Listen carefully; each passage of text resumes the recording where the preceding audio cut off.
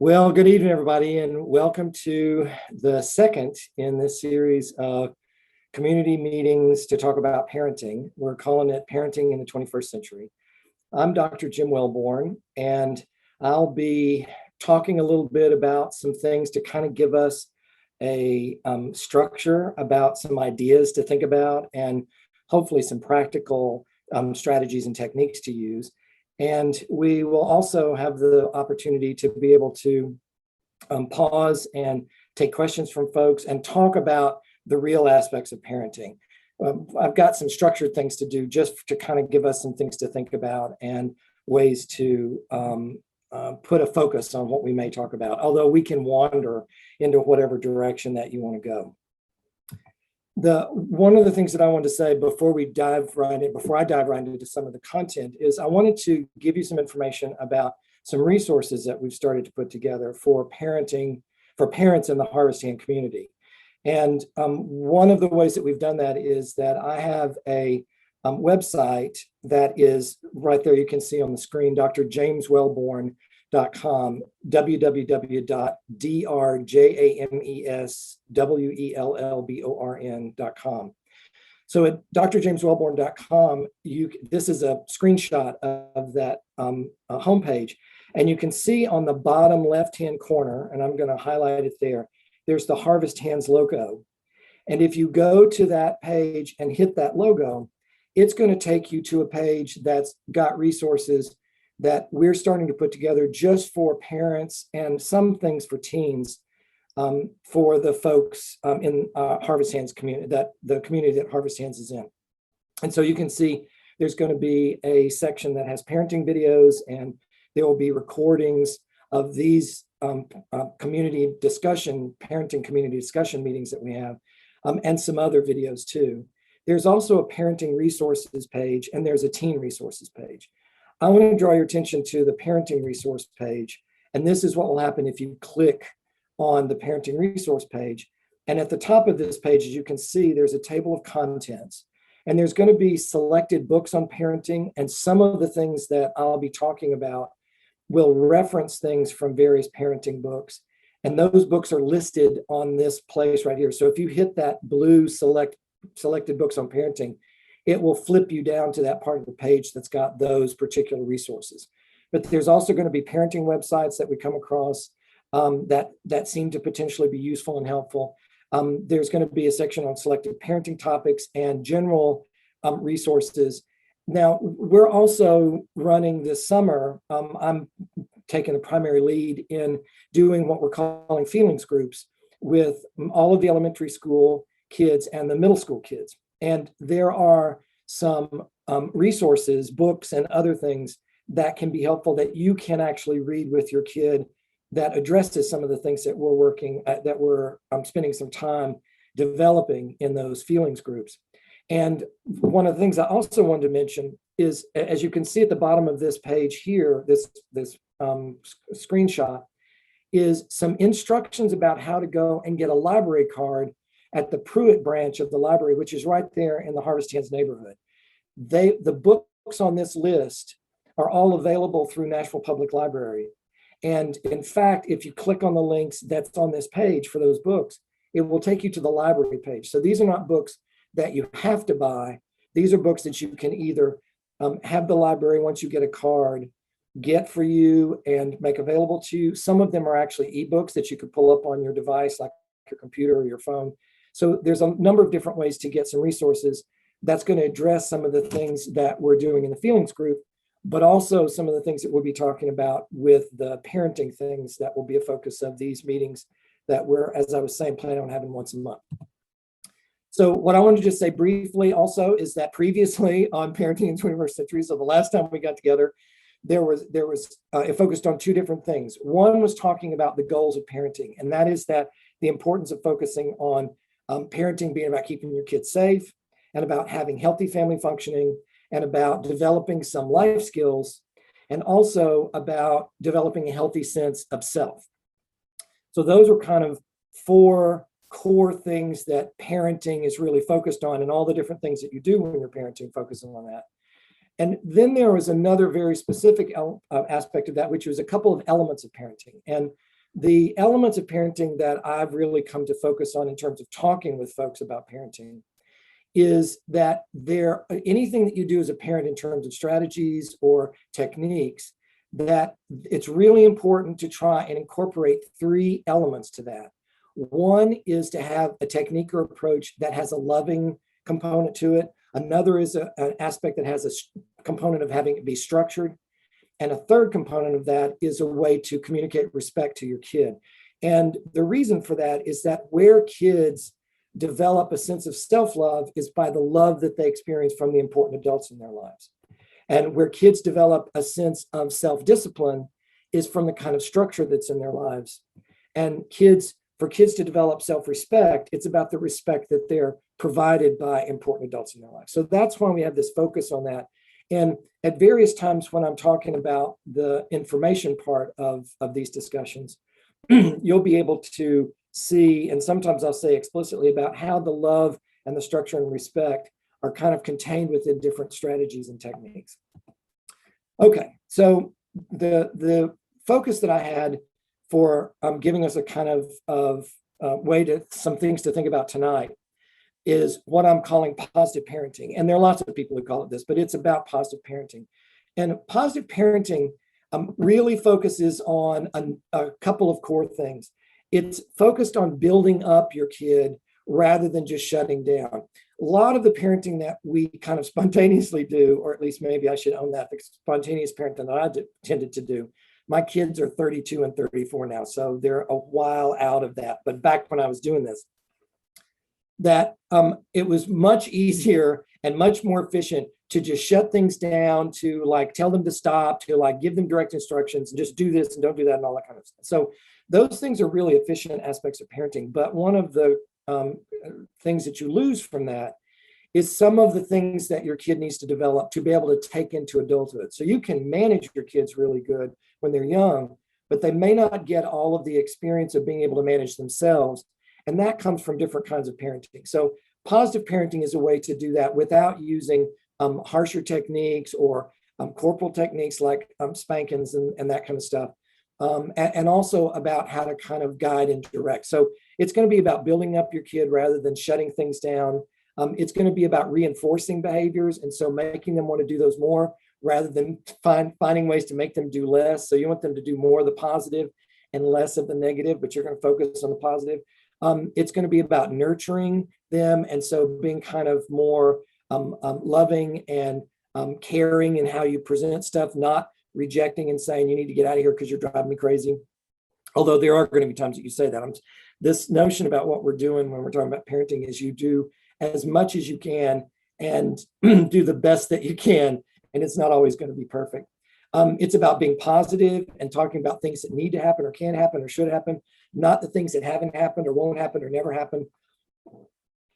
Another aspect of positive parenting is being empowering, and that is having your kid be and feel like they can accomplish and do stuff rather than trying to control them and just force them to do stuff.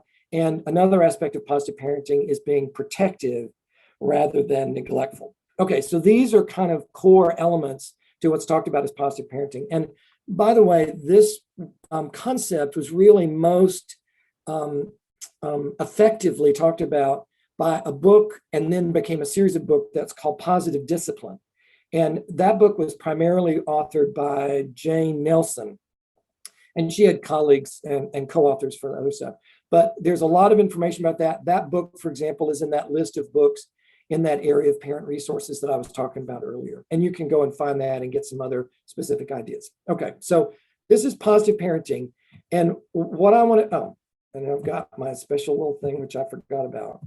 And that does that, and that does that. Okay. So now I want to talk about some very specific components of positive parenting. And some of the specific components, one of those components is compliments. And so in positive parenting, when you take that kind of approach, what you're doing is talking about and focusing on what they do, not what they are. And so rather than saying like, oh, you're so smart, or oh, you're so talented, it's like, I really liked how you worked really hard on that. I really liked how you accomplished that. I really liked how that was something that you did really well.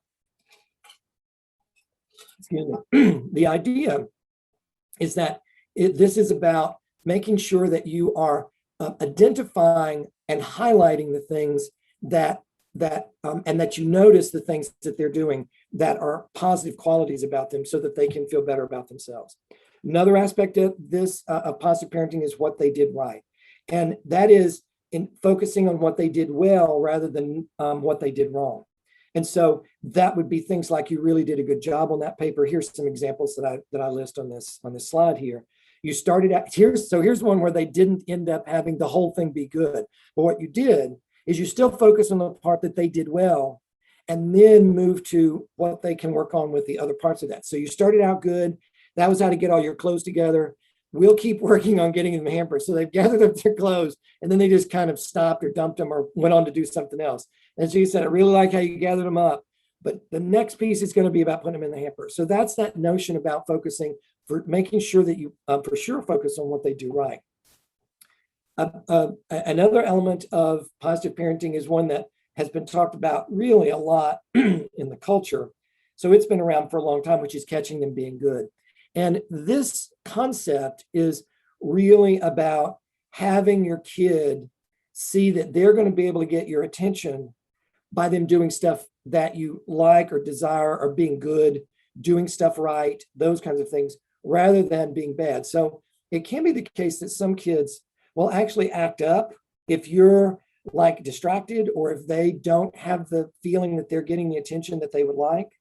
Then most kids fairly quickly understand, from most of us parents, that if they act up, you're going to pay attention to them.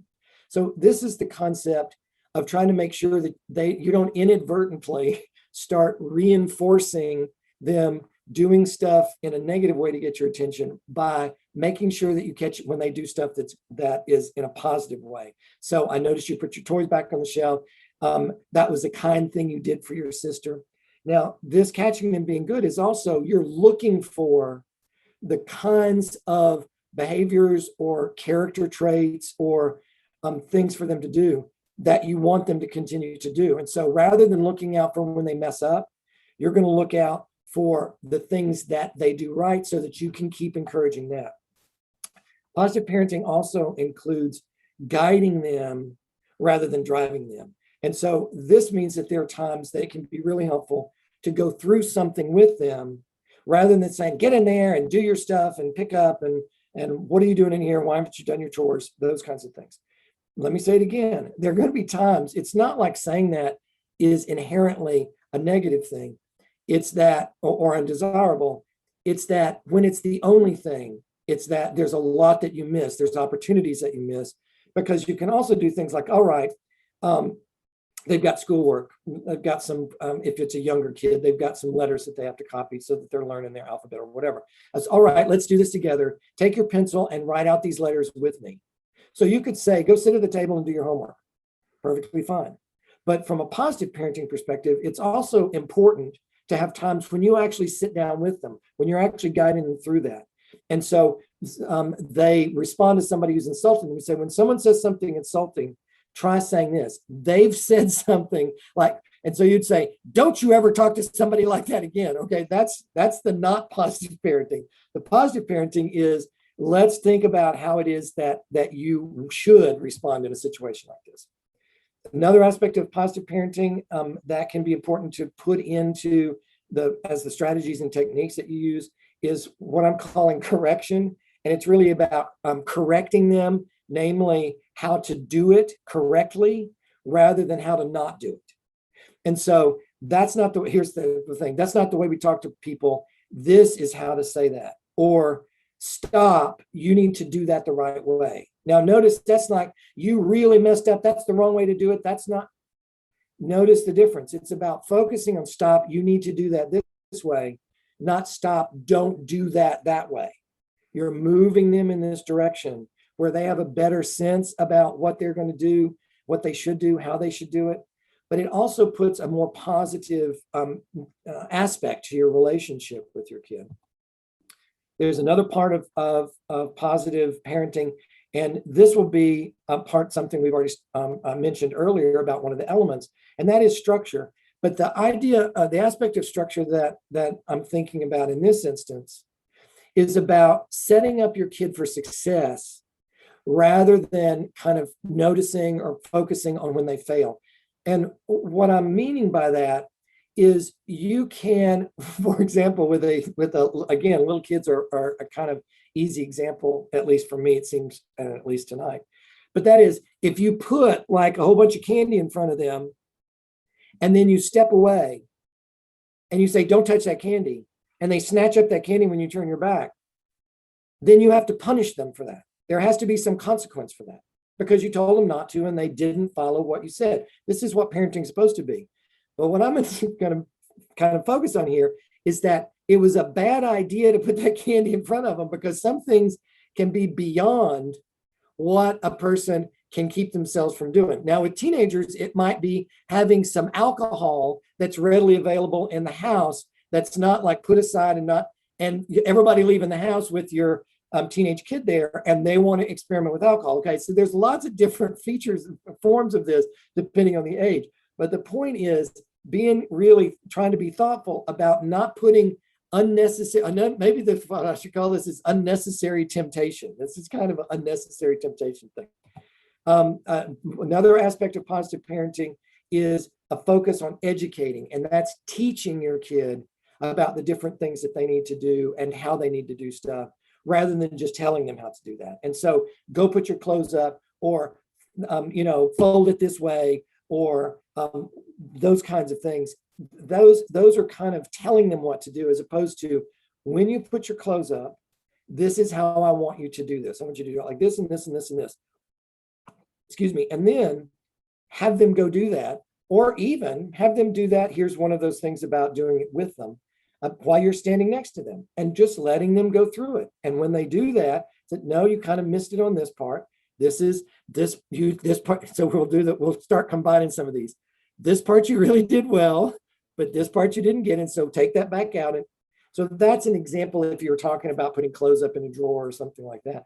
But this notion about teaching them and taking the time and effort to help them see how to do that, that becomes really important. And kind of what represents that is the phrase, now you try. Sometimes it's going to be, okay, I'm going to do this.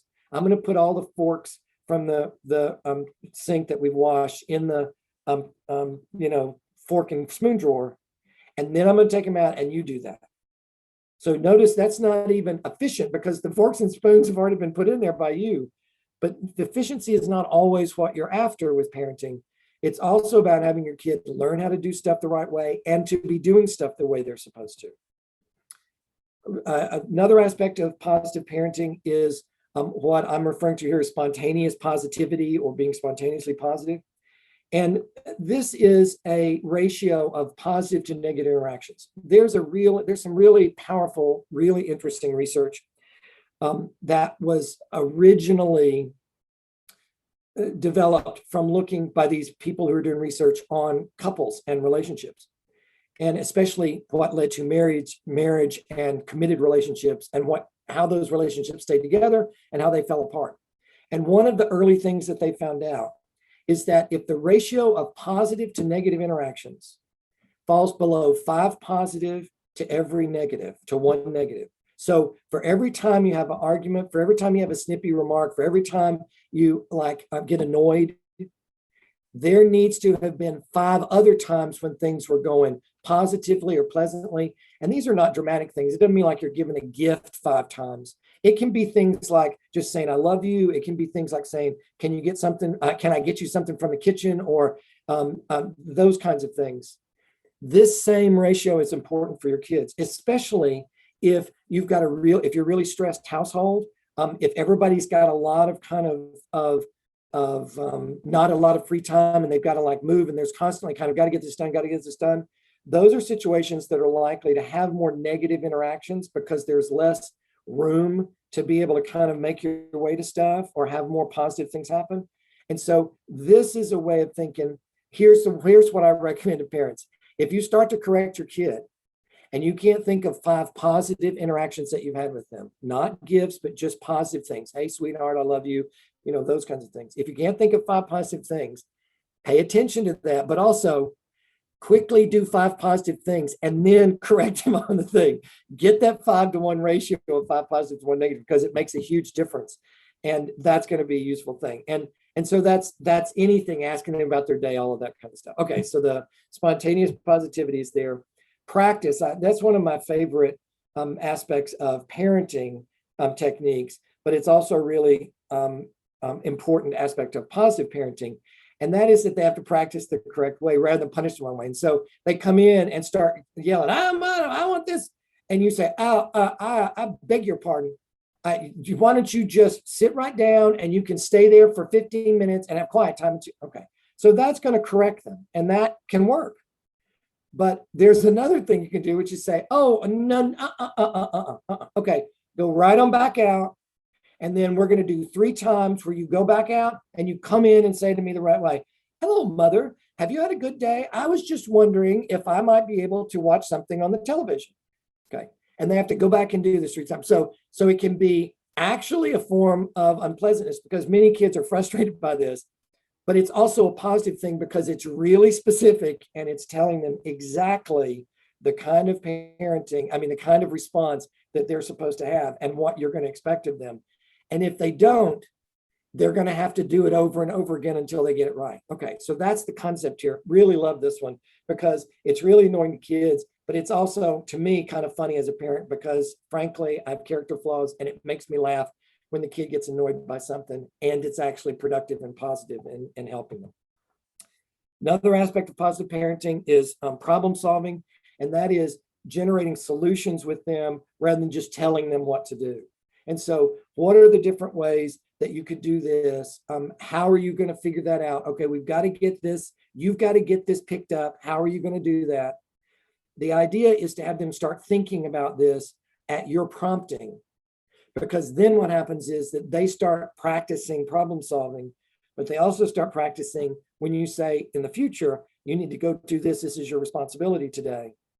They'll have had some practice about how to figure out how to do that, how to think through it, that kind of business. So problem solving is a really important thing. How could you carry these dishes to the kitchen without dropping one of them? If you keep swinging that belt around, what's going to happen? And it's going to hit your brother. I'm going to scream and chase you around the house. You're going to have to run. It's like, okay, whatever it's going to be. But the point is that you want to problem solve about that before you have to snatch the belt out of their hand and get after them because they've once again, because they were not paying attention. Okay, you get what I'm going for. Aspect of positive parenting is also anticipating problems. And anticipating problems is trying to head off trouble rather than responding when trouble happens. And that's things about arranging the environment. So that's an aspect of structure. But this is really specific things like I'm putting those glasses up because they're bound to get broken, or you're not staying up late because you get tired, then you push me, and then you end up in trouble, and we end up in a big kind of conflict. So the idea here about positive parenting is to try and save yourself trouble about things. But this is not about everything, because of course there's lots of things your kid needs to actually experience and go through and potentially even mess up about, so that you can help them learn how to be more effective, how to develop that kind of thing. But there are things that are not particularly helpful, and those are the things to try and head off before they even happen.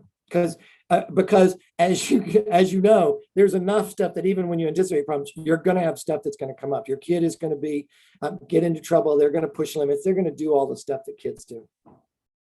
All right. So that's the kind of primary central forms of positive parenting, the way that positive parenting looks like. And so what I've done here is this is them kind of all together on one page. And one of the things that we can do is take some questions now. I'm going to stop for a minute and see if anybody has questions or things that situations that they want to talk about, so that we can kind of talk about how some parenting approaches or strategies might work for that. If not, then there may be one more thing that I want to say some things about, which is some of the problems of negative aspects of parenting. But I'm going to pause for a minute, and Will, maybe you can let me know about whether there are folks who have questions, or if not, then well, we still may pause for a minute, and so people can like go get something to drink or whatever, and then I'll talk a little bit more about one other thing, and then we'll be done for the night. If that's it for folks, what they wanted to know or what they wanted to hear, we can stop it there. Okay, great. If y'all wanted to put any comments or have any questions, feel free to put it in the chat box. That way we can see your questions and we can read them aloud for those who will be watching this video a little bit later.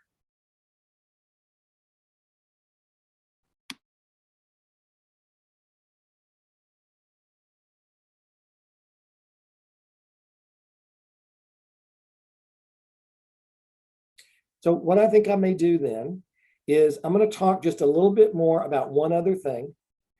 And then if there's some questions that we have, that'd be great. We can take those. But if everybody's pretty much clear or don't really care or whatever, then that will kind of wrap it up. And that will be the kind of things that we were going to cover today.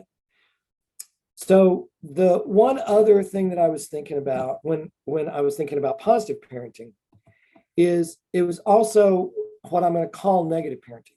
And these are the kinds of things that you can end up doing as a parent when you're stressed or when you're really angry or when your kid has pushed you really far, or frankly, you can be so kind of stuck about what to do that you fall back into some of the things that you may do with other people or other relationships in your life, which is with adults. And while these can also be a problem with adult relationships, they're not quite as significant as if you do these kinds of things with your kids.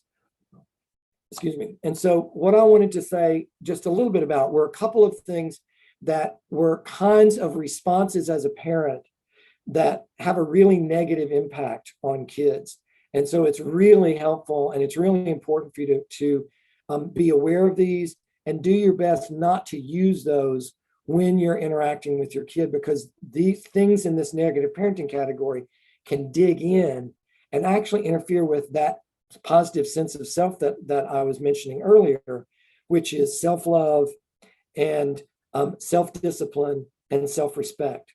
You'll see when I talk about some of these, how those can actually kind of chip away at or even kind of knock down their sense of loving themselves, their sense of being self-disciplined, or their sense of self-respect. And so one of these kinds of things that is can be hurtful and really has some negative consequences is when you put down your kid. And that is when you're saying you're terrible at that, or you're no good, or any of that kind of stuff, when you can get really frustrated, or, you can get frustrated actually about the fact that your kid is not trying hard enough, or they're not really doing as well as they have the capability of doing. So some of these negative parenting things can actually oddly come from a desire on your part to try and get your kid kind of going. It's just when you use them, it tends to be done from a negative perspective. And that again is where these positive parenting techniques can give you an alternative to that. But putting your kid down causes problems. Having scorn, being scornful to them, and scornful is saying stuff like, why am I wasting my time on you?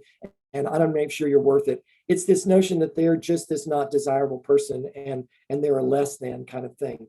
Ridicule is another one that can be a problem, that you can try and discourage. Sometimes you can try and discourage your kid from engaging in stuff or doing something by really kind of telling them that they look ridiculous, or that's absurd, or what's the matter with you? Those kinds of things. Why are you acting like that? Those kinds of things that ridicule them tend to dig in, like these other negative parenting responses. Condemnation, that's where you're worthless and no good, and those kinds of things. And so you're condemning of them and kind of putting them down. Mockery, sometimes the idea of, and sometimes we actually do this to ourselves, that you can like make fun of yourself to try and dive yourself. You're so stupid. Why can't you do this? This is ridiculous. Can't you ever do this right? Those kinds of things you may discover that sometimes you're actually doing that to motivate yourself, Well, the problem is that they have a really negative, sometimes they can motivate you, but they have a really negative effect while they're doing that. So there's other ways to motivate that doesn't have such a negative effect. And so that's the notion here, is that can't you even do that, or can't you do that right, or why can't you do that right? That kind of mocking them is not a helpful thing when you're trying to parent your kid. My voice is starting to go from being all day and now talking. Name calling is a really easy one to slide into. That's don't be dumb, don't be stupid, don't be lazy, don't be clumsy. Why are you so clumsy? Those kinds of things. Name calling. The thing about name calling is that one of the ways as people that we take in what we say to ourselves and how we think about ourselves is how other people that are important to us have labeled us. And so if you're going to name call, what I want you to do is name call your kid as smart and funny and interesting and cool and lovable and wonderful and capable and has all these potential. I want those for you. I want for you to have those be the things that you're saying to your kid, rather than the things when they mess up or when they don't do things right or well, that you have names that if they take them in, it's going to be them talking negatively to themselves. Using fear, although it's really effective, is, my mama, well, so, okay, the story that always comes to my mind is when we were in church, when I was little, and I, of course, was wiggling around in the seat, and mama would reach over and pinch me in the arm hard, and it would hurt like really bad. And then she'd lean over and say, "You better not make a sound or I'll give you something to cry about." Okay, that kind of phrase always comes to mind when it's fear. But it's also about if you're a spanker, or if you have a really intense kind of personality when you get angry, and you can be really scary. Fear can really inhibit people from doing stuff, but it also oppresses folks, and it also doesn't move them forward. It just makes them step back and kind of be in a protective mode. And so we will be talking a lot about things that are alternatives to these, but especially things like fear, which includes punishment, physical punishment, that can be just as effective and have the kid sometimes suffer, but in a productive way, not just for the sake of being afraid or getting a spanking or whatever.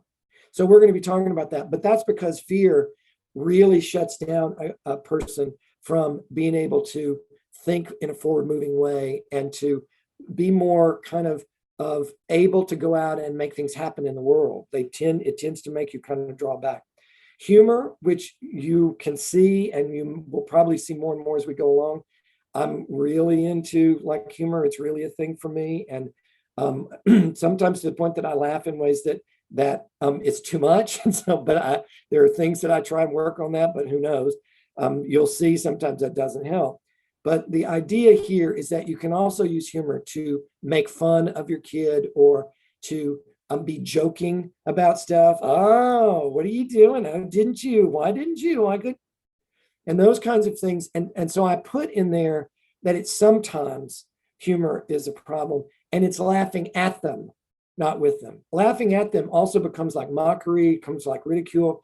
It can be felt like that by the person. And so the idea of humor is important to be really careful about when you're a parent, especially if you have a kid, because some kids are just more sensitive to the opinions of others than other kids. And some kids are really they either don't pay a lot of attention to it, or they're just so bullheaded that it doesn't really affect them in the same way. So it also depends on the kind of kids you have, but humor is something to be really careful about.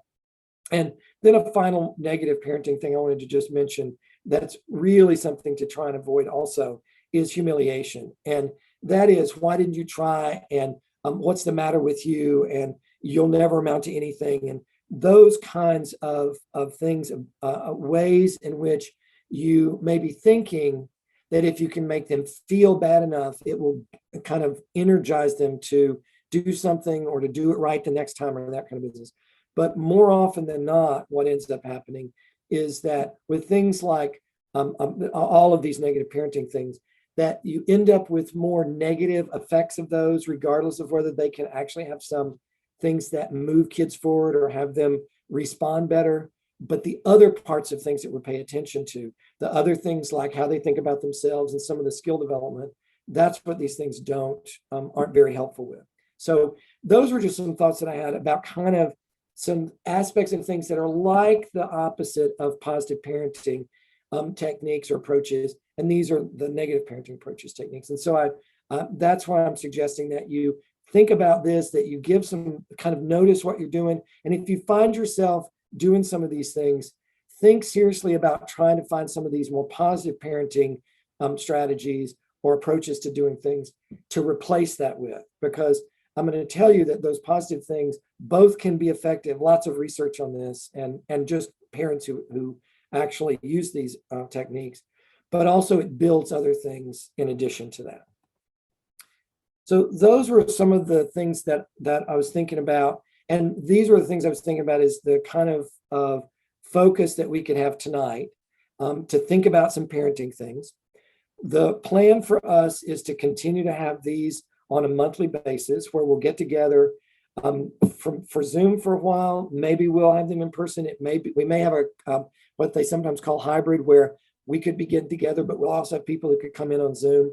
But the idea is to continue to have these, and hopefully have things that we'll talk about when it comes to parenting that are helpful and give you some ideas about things. The focus that we've had last time and this time have really been in the area of what I've been thinking about is some of the foundations of parenting. What I'm expecting us to do moving forward is some very specific strategies and techniques. So we'll be talking about, here's this technique, here's what's useful about it, and here's the steps for doing that. And then let's talk about where that will work and where that won't work and that kind of business. So hopefully you'll find this interesting, and hopefully you'll join us again next month and be in there. And what I'd really like us to be able to do is have a conversation about this, where we're talking, hey, here's some ideas, but let's talk about, when my kid does this, what do we, it really frustrates me or whatever, so that we can actually start talking about some things that are relevant to you, not just this information that's kind of being brought in and presented by me. So that's the goal. I hope you found this useful, and I hope y'all join us next week. I'm sorry. I hope you join us next month when we do this again. Thanks. Bye, everybody.